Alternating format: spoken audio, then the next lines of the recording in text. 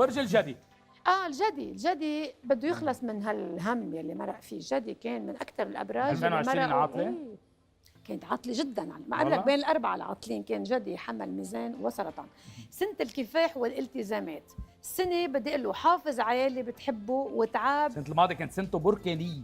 بركانيه يا لطيف، مزبوط. اسوء شيء احترق يعني اكيد الجدي كان كثير بشعه سنه الماضي. السنه بده يتعب من اجل ما يريد، يعني عنده اعمال وسعي لازاله الغبار عن سنه قاسيه كثير قويه وعرضته لتجارب ولمحن وجمعت ببرجه مثل ما قلنا 3 كواكب.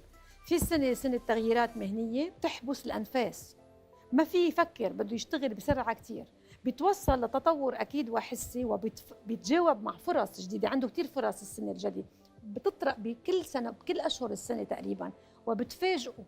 بس تعرف الجدي من الاشخاص يلي ما بيتسرعوا، يلي كثير بيمشوا بصمت. الجدي ما بيقول لك شو وين رايح شو بده، بيمشي بعرواء، بيمشي كثير على مهله بدون ما يخليك تسمعه، واخر شيء بيوصل محل ما بده. بيوصل ما في يعني قليل الجدي اللي بيوصل يعني. دائما عنده تفسير هو علس يعني انه بيعمل يعني. انا ما قلت هيك، قلت انه بيوصل محل ما بده بس بهدوء. على حال الجدي من الابراج الرئيسيه، من الابراج الرئاسي يلي هن معروفين. الجدي بيعملوا الثور، العقرب، الاسد ما بيعمل والاسد.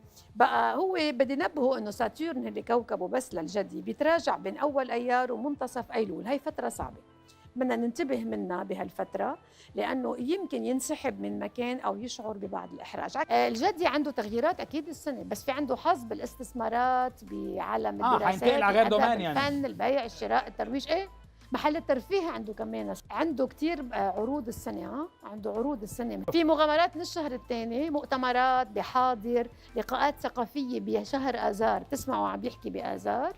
وعنده انفراجات بنيسان، الانفراج سيأتي بنيسان مش قبل، وبصير المستحيل ممكن بتشرين الثاني. هلا في عنده كمان حرام بنحكيهم عن الحب، في ناس غير مزبوط. عنده على الصعيد العاطفي تألق كثير كبير بحزيران، ارتباط بين آب وأيلول، تشرين الثاني مفترق طريق بحياته. اوكي، هيدا عم نحكي عاطفيا للجد.